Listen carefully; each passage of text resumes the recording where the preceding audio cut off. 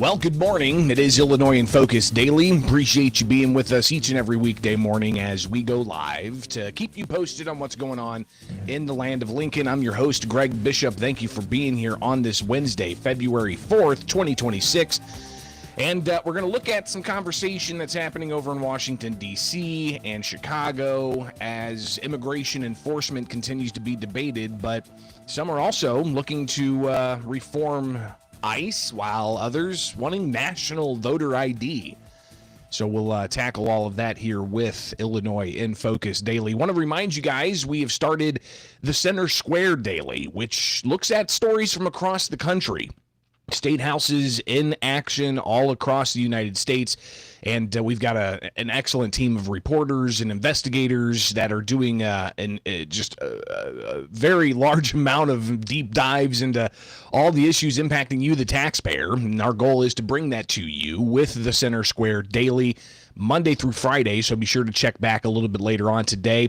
The plan is to start doing it live midday, so you'll be able to tap in and keep up to date with some of the latest. So be sure to put that on your scheduled listening, appointment listening. All right, the Center Square Daily. Hopefully you'll be able to check that out. And we'll be working in Illinois in Focus into the Center Square Daily as the program continues to develop. So very excited for that. Awesome team behind us. Here you see me working things for Illinois in Focus and producing everything. With the Center Square Daily, we've got a production team involved, and really takes a lot of that weight off my shoulders to where I could just work to get you the best taxpayer-focused stories from across the country. All right, but here with Illinois in Focus, we look at what's going on in the land of Lincoln. Yesterday, the Illinois Senate came into session, and it really didn't amount to too much except for, taxpayer costs. Looking at the overall budget for the Illinois Senate, it's kind of fascinating to review this, but the Illinois Senate costs taxpayers about $150 million a year. Assuming there's an average of 70 legislative days, 70 days, which I don't know if that's necessarily the case. They cancel some days and others, they just don't have anything scheduled for the week. But $150 some odd million, that breaks down to about, if there's an average of 70 session days for the Senate, it's $2.17 million per day that they come to session. Now, do you, the taxpayer, get any benefit from that? When they don't really do much. Yesterday, for instance, when they came in, they were in session for like 30 minutes. Today, they're back. The Illinois Senate, they have some committee hearings and some news conferences, so we'll be watching some of that. But then later on this month, both the House and the Senate come back, and we're going to be watching all kinds of committee hearings and just keeping you posted of what's going on with the state legislature. So, with all of that said, Senate coming back today. Will they be in tomorrow, Thursday? They're scheduled. Could they possibly cancel? Your guess is as good as mine, but we'll keep you posted on all of that. Stay tuned. Coming back, we will discuss the latest debates around immigration enforcement, ICE accountability, and even voter integrity. So that's on the way here with Illinois in Focus Daily. I'm Greg Bishop. Wake up with us each and every weekday morning, only with the Center Square.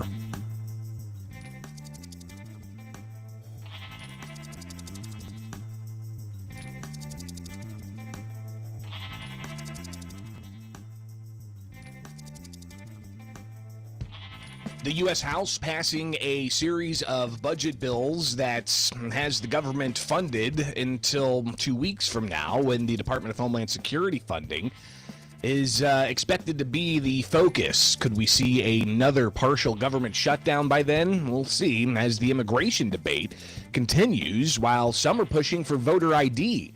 This is Illinois in Focus Daily. I'm Greg Bishop. Like, subscribe, hit that notification bell, and stay tuned for more from the Center Square, including the new program, the Center Square Daily, where we look at stories impacting taxpayers from across the country. Very informative stuff, and it's good to do contrasts and comparisons and which states seem to have thriving economies and what policies are driving those versus others.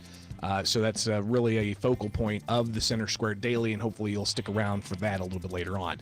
Let's get to it. Yesterday at the White House, President Donald Trump signing that bill that the U.S. House passed amidst debate about immigration and border enforcement. It continues to fund deportation flights that are removing dangerous illegal aliens from our country. It continues historically successful efforts to reduce crime in our nation's capital. We have a very safe city right now.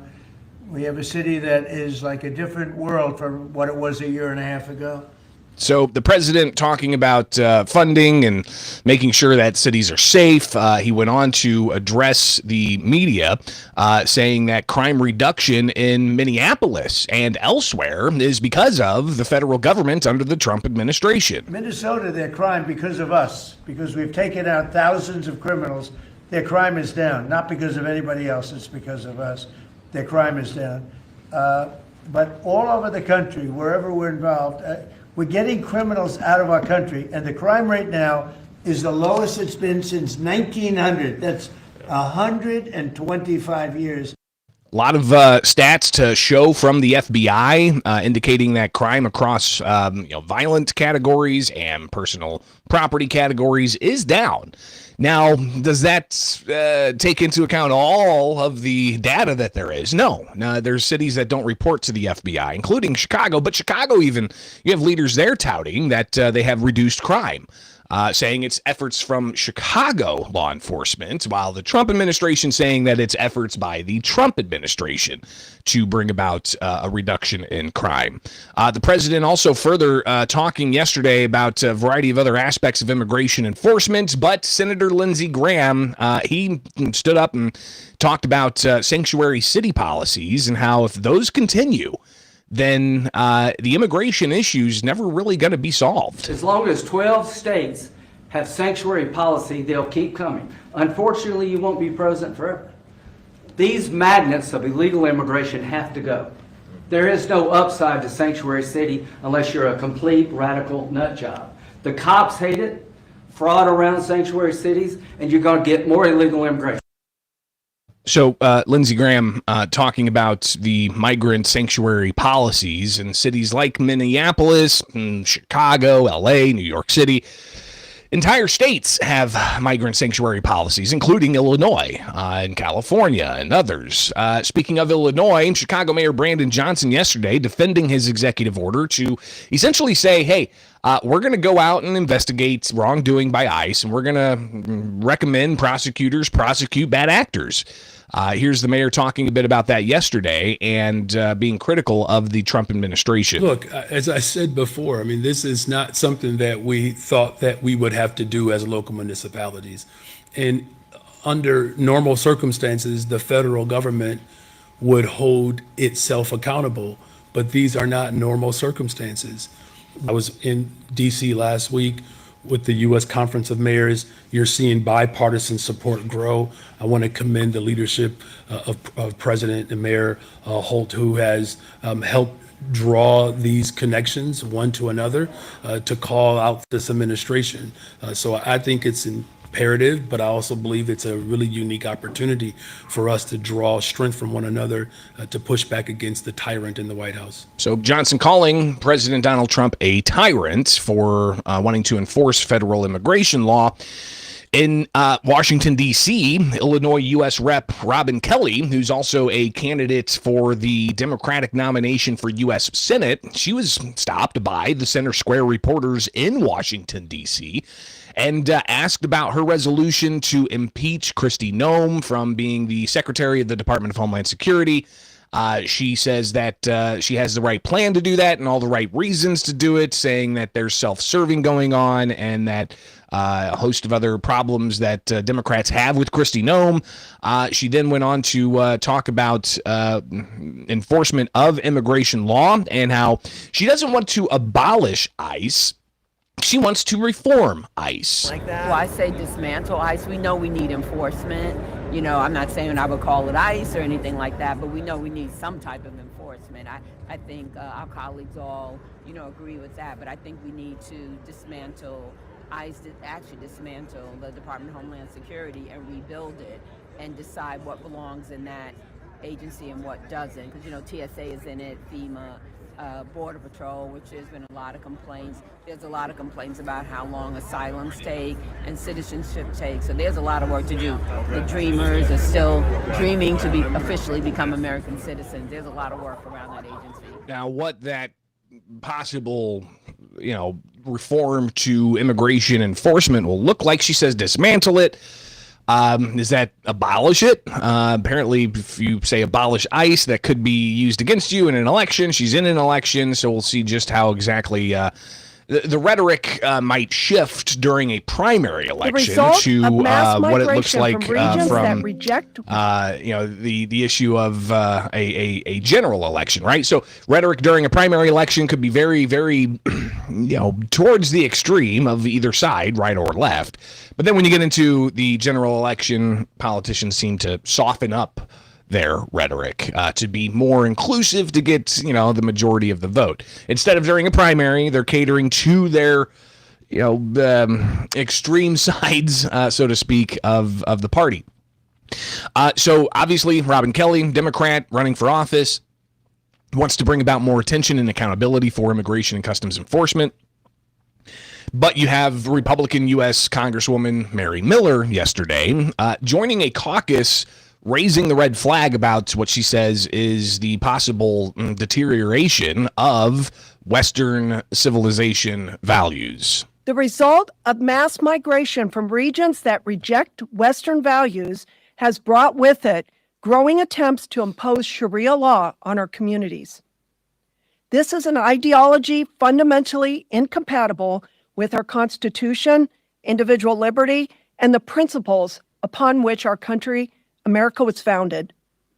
Yet Democrats continue to push an agenda that invites these destructive worldviews to take root in our communities. That means opening our borders, disregarding our founding principles, and silencing us, the American people. We will not allow it. We will not be silent. By God's grace, the United States will remain a nation governed by a constitution, not by a foreign religious law. I am proud to join the Sharia-Free America Caucus to stand alongside my colleagues in defense of our God-given freedoms, our heritage, and the principles that have made America the greatest nation on earth. Now, Miller obviously raising those questions about Western civilization norms and how that's being rocked by the mass migration that's going on. Miller also joining with other Illinois Republicans in Congress. Yes, there's only 3 Republican members of Illinois' congressional delegation, 14 Democrats in Illinois' congressional delegation. Actually, 16 if you want to count the 2 U.S. senators. So clearly the Democrats have, the maps in their favor. And when you have Republicans unify in Illinois to have a unified congressional message from Republicans, it's 3. And Miller joining others. And you'll see the headline at the center square, Illinois dragging its feet on voter rolls as election nears. She's very much somebody pushing for voter integrity to clear the rolls. She also wants there to be voter ID, and that's something that President Donald Trump also has said he wants. And we should have voter ID, by the way. We should have a lot of the things that I think everybody wants to see. Who would not want voter ID? Only somebody that wants to cheat. Think of it. We don't have voter ID, and the Democrats don't want it. And the reason they don't want it because they want to cheat, because there's no reason. Now, the president went on to talk about other issues that impact the political landscape across the nation. But here in Illinois, we clearly see that there's going to be ongoing debate as members of Congress continue to hash out possible reforms to ICE. Now, keep in mind, you have ICE that has now been given body cameras. Kristi Noem saying, hey, we're going to give body cameras. That was one of the big things that Democrats are pushing for. Democrats also pushing for. Removing masks from ICE officials, making them wear identification that's clear, having judicial warrants instead of immigration judge warrants, and a whole host of other things. But in Chicago, they could start prosecuting ICE. Will we also look at possibly having to bring about a national voter ID for federal elections? And will that bifurcate Illinois' elections, where if you're voting for governor, you don't have to show ID. If you're voting for U.S. Senate, you have to show ID. Wonder if that's going to make things a little bit more complicated. We'll be watching. It is Illinois in Focus Daily. Greatly appreciate your time each and every weekday morning here with the Center Square.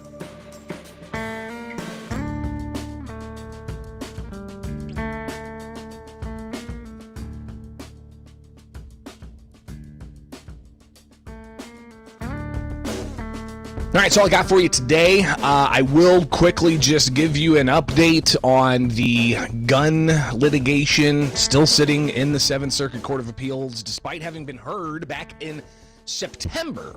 What are we? September, October, November, December. Here we are, the first week of February.